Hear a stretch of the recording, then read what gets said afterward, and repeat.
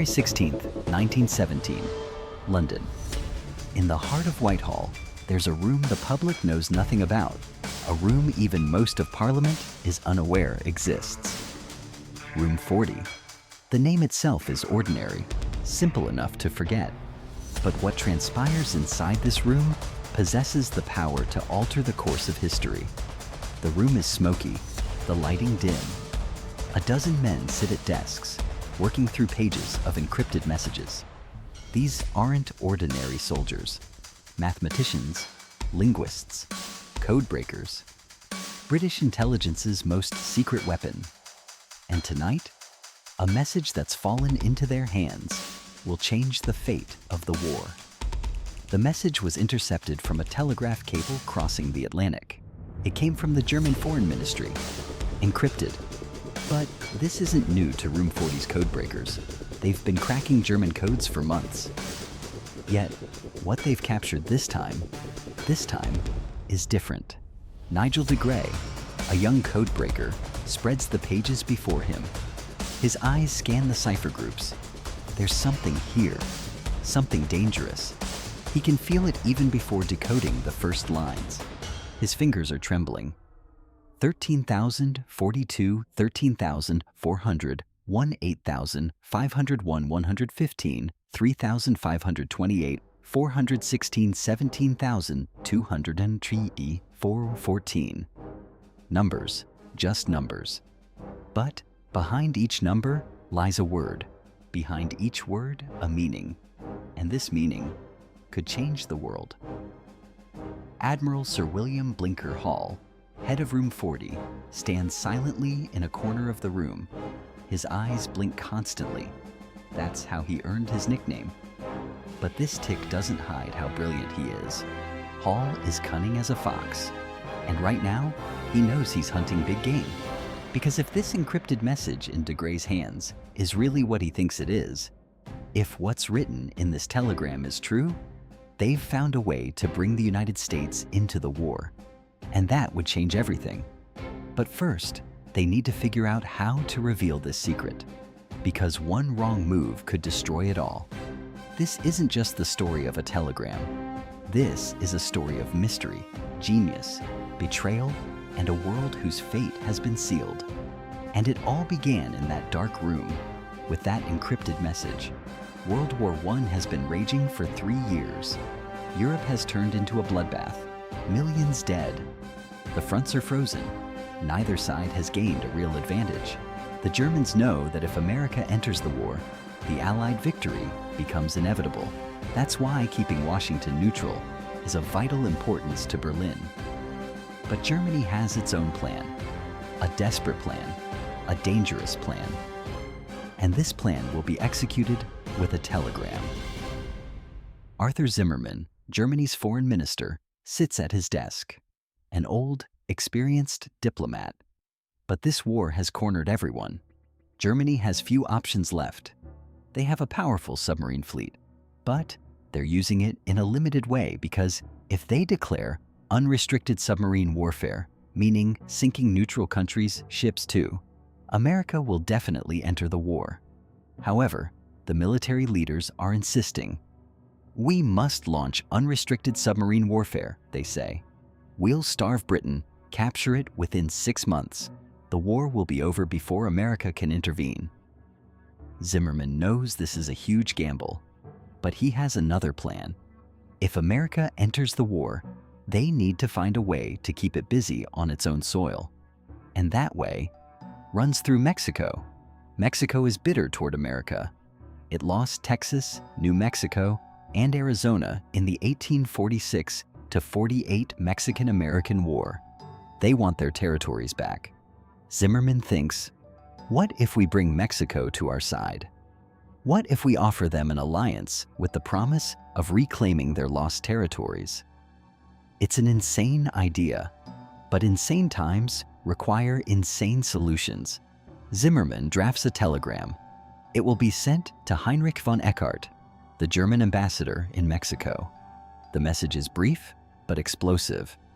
We intend to begin unrestricted submarine warfare on February 1st. We shall endeavor to keep the United States neutral. In the event of this not succeeding, we make Mexico a proposal of alliance on the following basis: make war together, make peace together, generous financial support. Mexico is to reconquer the lost territory in Texas, New Mexico, and Arizona. The details are left to you. You will inform the President of the above on your own initiative. Please call to the President's attention the fact that Japan should be invited to join this alliance and to mediate between ourselves and Japan. Zimmermann signs it. The telegram is encrypted using German Cipher system 0075. Then it's handed over to the Atlantic cables. But Zimmermann doesn't know that these cables are no longer completely secure. The telegram is in British intelligence's hands. How? Because in the first days of the war, the British cut the German submarine cables in the Atlantic. The Germans were forced to either use British cables to send their messages or use radio waves.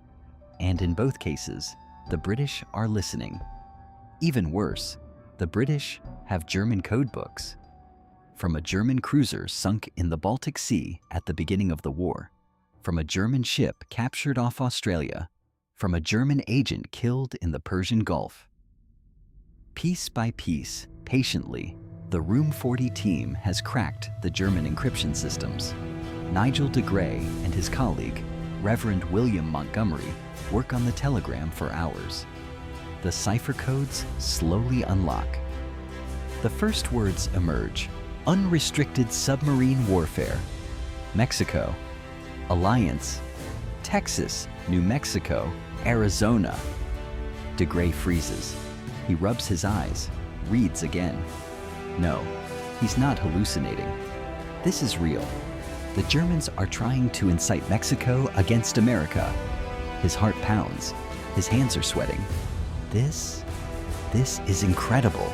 He's been working in this room for years, deciphering hundreds of German messages, military plans, submarine positions, supply routes. But none were this important. None had the power to change the course of history. He turns to Reverend Montgomery beside him. "William," he says, his voice shaking, "you need to read this, right now." Montgomery approaches. His eyes travel across the page, and he experiences the same shock. "Good God," he whispers, this could end the war. "Or start it," says de Grey. "It could bring America in. But first, we need to take this to Hall, immediately."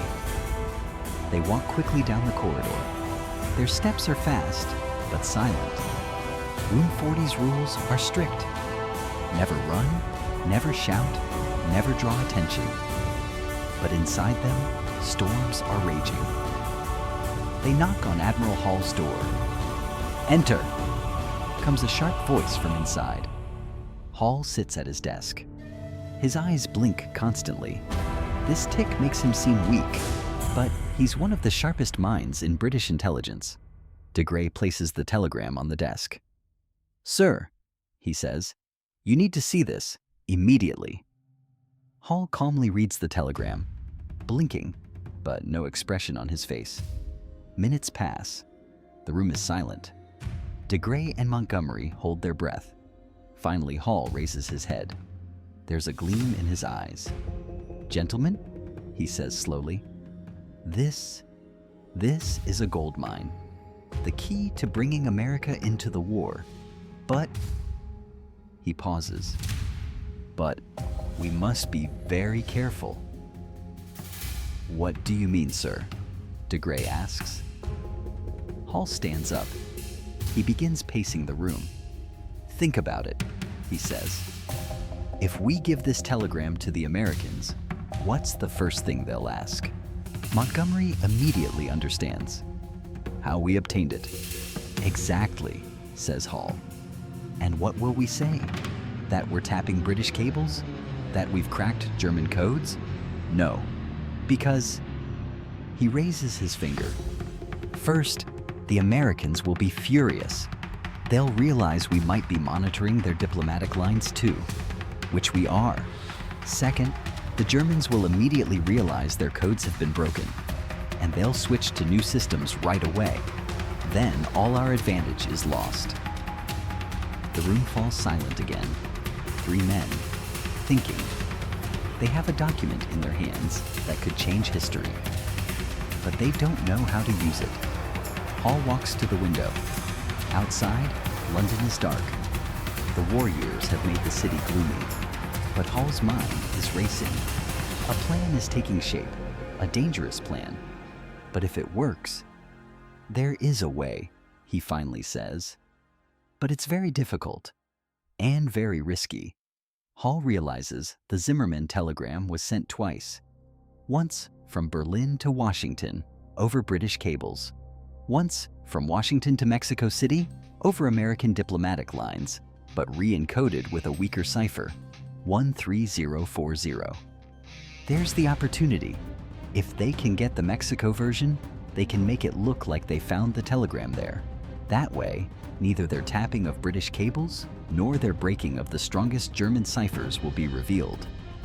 Hall activates a British agent working in Mexico. The agent's name? Thomas Holler. Young, experienced, but the right man for this job. Hall sends him an encrypted message. Mexico City Telegraph Office. Get copies of the last messages sent to the German embassy, whatever it takes. Holler understands the assignment. The risk is great. If he's caught, it'll cause a diplomatic scandal, but the reward is greater. If he gets the telegram, he could change history.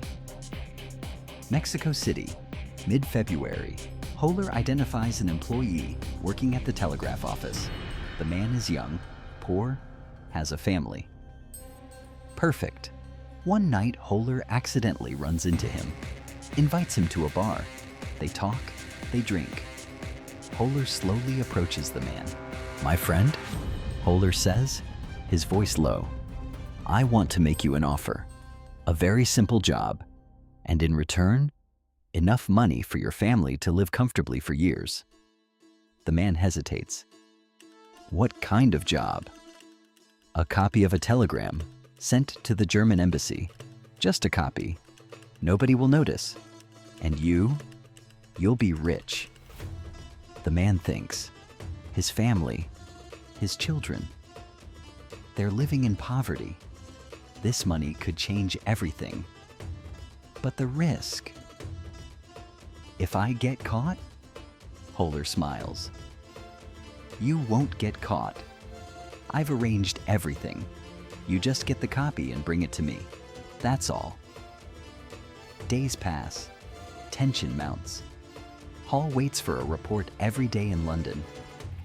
Every morning, he wakes up thinking, "Today?" But no news comes. Holler is silent. Maybe he got caught. Maybe he gave up. Maybe. And then, February 19th, an encrypted telegram arrives in London. "Package received. On our way." Hall reads the telegram, takes a deep breath. They succeeded. They got the Mexico version. Now phase 2 can begin, mid-February. Hall invites Walter Hines Page, the American ambassador in London, to his office. The invitation is for an urgent and confidential matter. Page arrives curious but cautious. He knows Hall. The man never acts without purpose. When Page enters Hall's office, he feels how tense the atmosphere is. Hall stands facing the window. When he turns around, there's a serious expression on his face. "Mr. Page," Hall says, blinking, "please sit. I have something to show you. Very confidential and very dangerous. But first, you must promise you'll never tell anyone how we obtained what leaves this room." Page straightens in his chair. "Admiral, that's a very serious request. Should I keep it secret even from my own government?" "No," Hall says. "You'll tell President Wilson and your Secretary of State, but not the source of the information. Just say, we got it from Mexico. No other details." Page hesitates. He doesn't like these kinds of secret games. But the seriousness on Hall's face tells him this is important.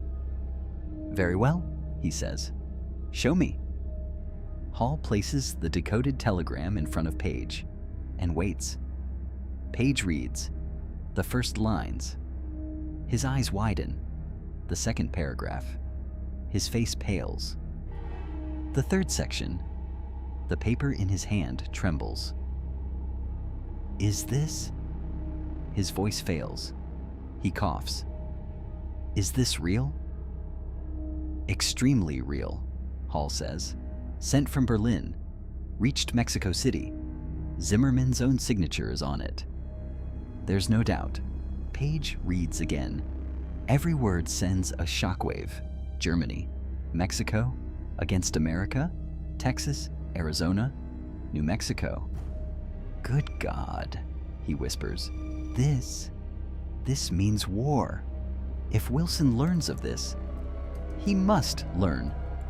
Hall says sharply, "Your country deserves this information. The Germans are betraying you. They're plotting behind your back. The American people must know." Page stands up. He paces the room.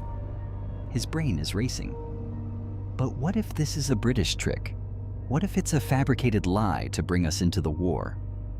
Hall smiles calmly. "Consult the German embassy in Washington. Check their archives. This telegram was sent from there to Mexico. You'll find it in your own records. I'm just telling you. Verification is up to you." Page pockets the telegram. His hands are still shaking. "I'll notify Washington immediately. But, Admiral..." He pauses. "If this is real, the world will change. America will enter the war, and millions will die." Hall nods. "I know, but this is Germany's choice, not ours. They chose this path. Now they must live with the consequences."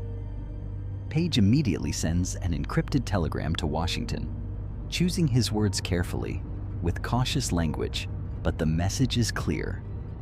"We've obtained a document of critical importance. Germany is inviting Mexico into an alliance. American territories are being promised in return. We need to meet immediately." The telegram crosses the Atlantic.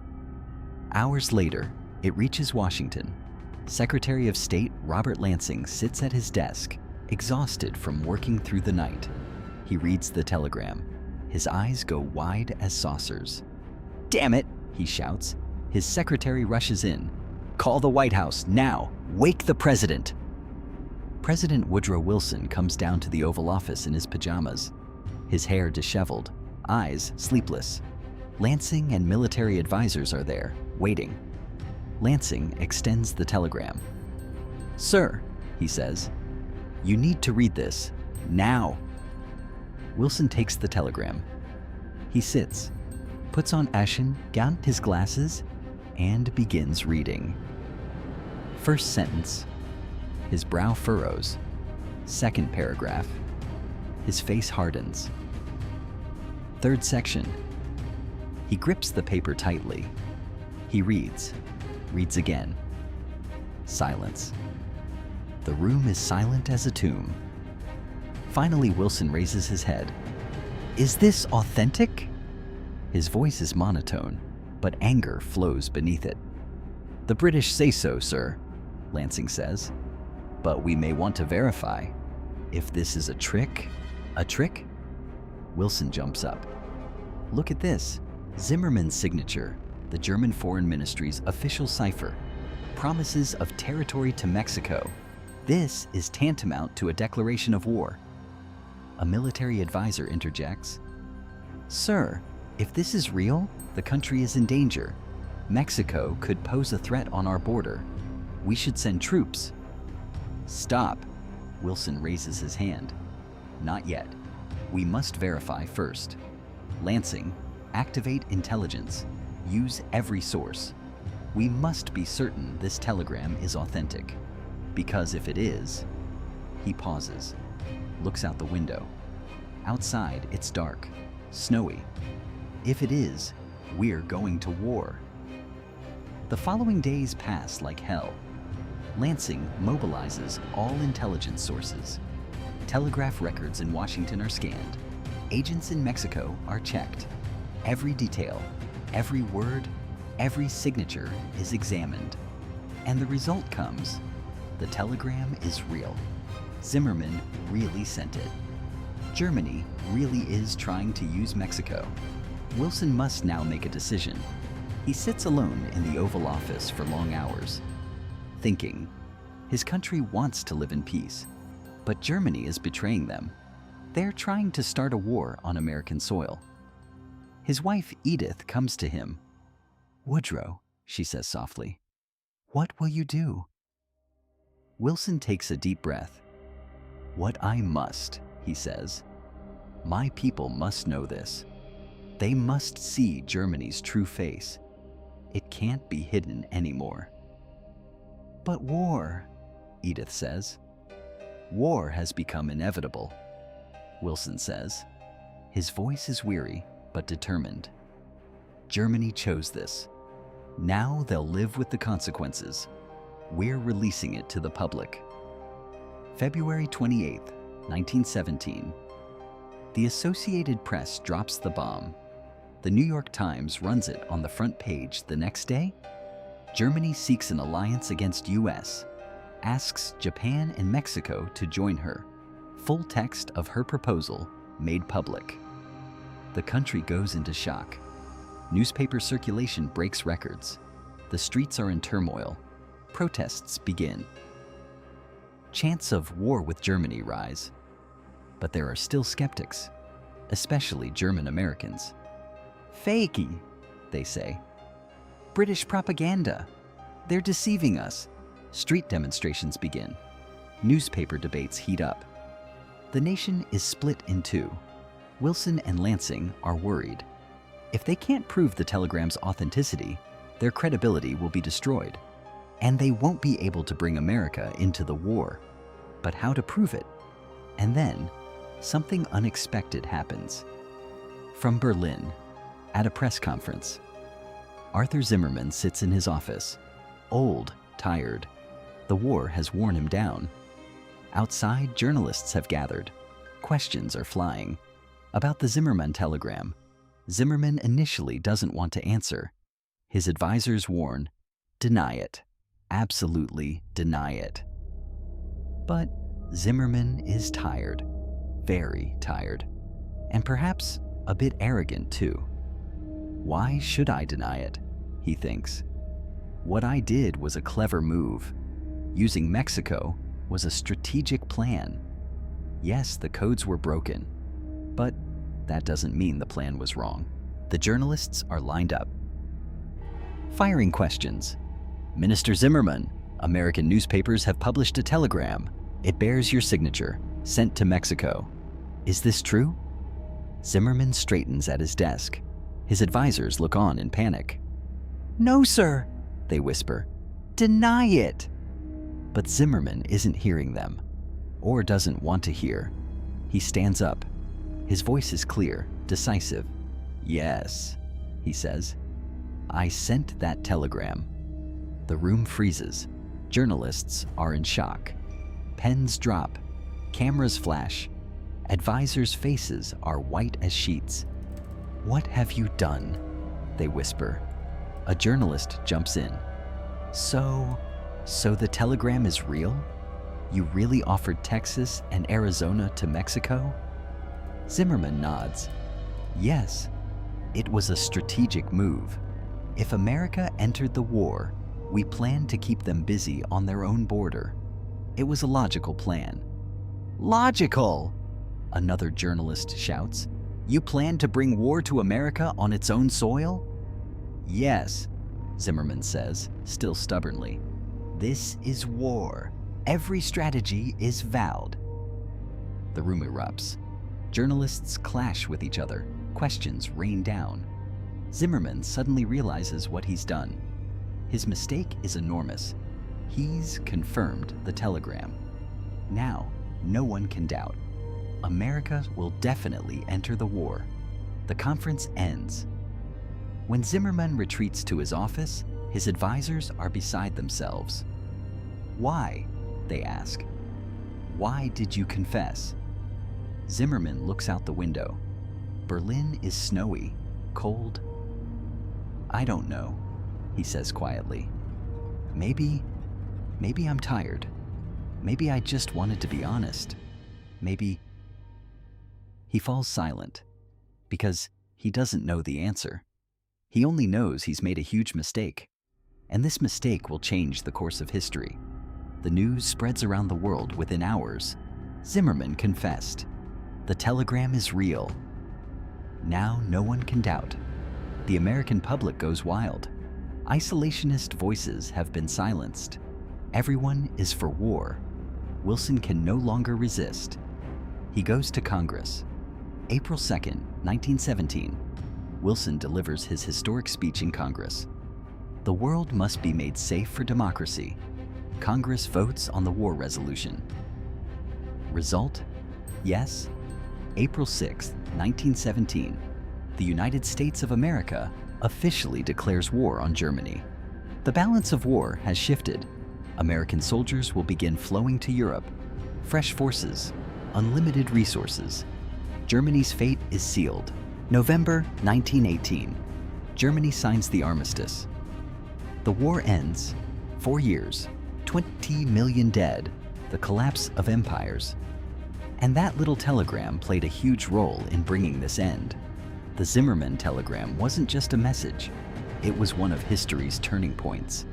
A diplomat's arrogance, an intelligence organization's genius, a president's hesitations, and a nation's rage, all converged in this telegram. Room 40's codebreakers did their job perfectly. They captured the telegram, deciphered it, cleverly devised a plan to give it to the Americans. And while doing all this, they managed to keep their code-breaking abilities secret. Admiral Hall went down in history as one of the war's secret heroes. Nigel de Grey continued his career and worked for British intelligence in World War II as well.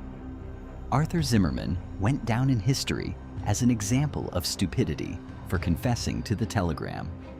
But perhaps most importantly, the Zimmermann telegram marked the beginning of the modern intelligence age. This war showed for the first time how powerful weapons code-breaking, interception, and psychological warfare could be. Now wars were won not just in the trenches, but behind encrypted messages. Years later, when historians examined Room 40's archives, they discovered with amazement that the British had deciphered hundreds of German messages throughout the war. Submarine positions, military plans, diplomatic games, all were in British intelligence's hands. But none had been as effective as the Zimmermann telegram. Because the Zimmermann telegram didn't just provide information, it triggered an emotion, the feeling of betrayal.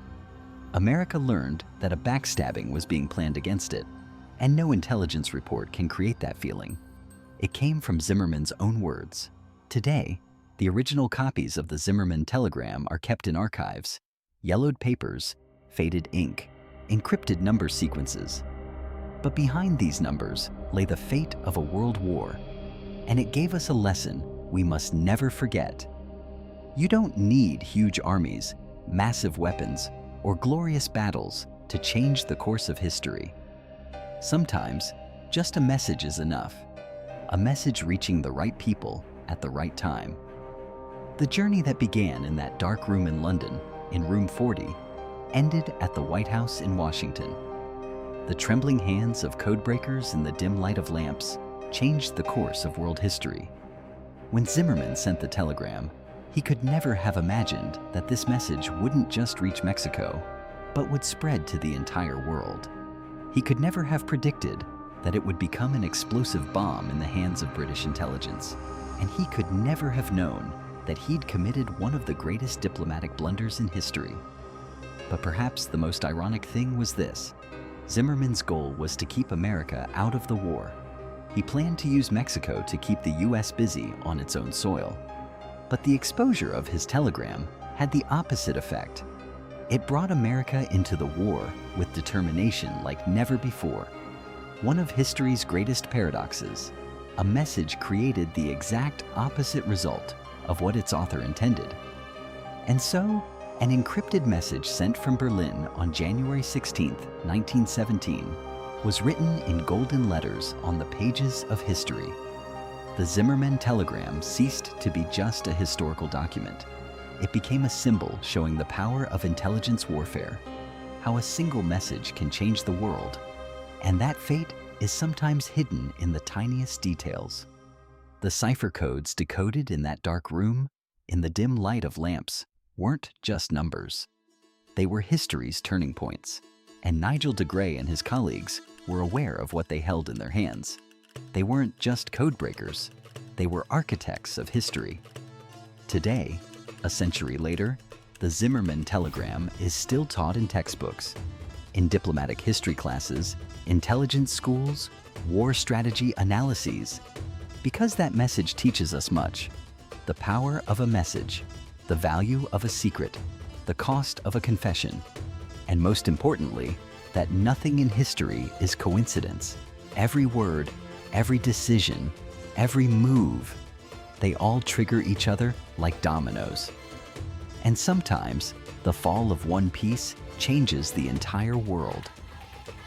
The Zimmermann telegram was such a piece, and the avalanche that began with its fall toppled empires, affected millions of lives, and played a role in shaping the modern world. That's why that telegram isn't just a historical document. It's a reminder, a symbol reminding us of the power of our words, the fragility of our secrets, and how a message can change the world. And that moment that happened years ago in that dark room still echoes, because that moment changed the course of history forever. One message, one cipher, one secret, and the world changed like never before.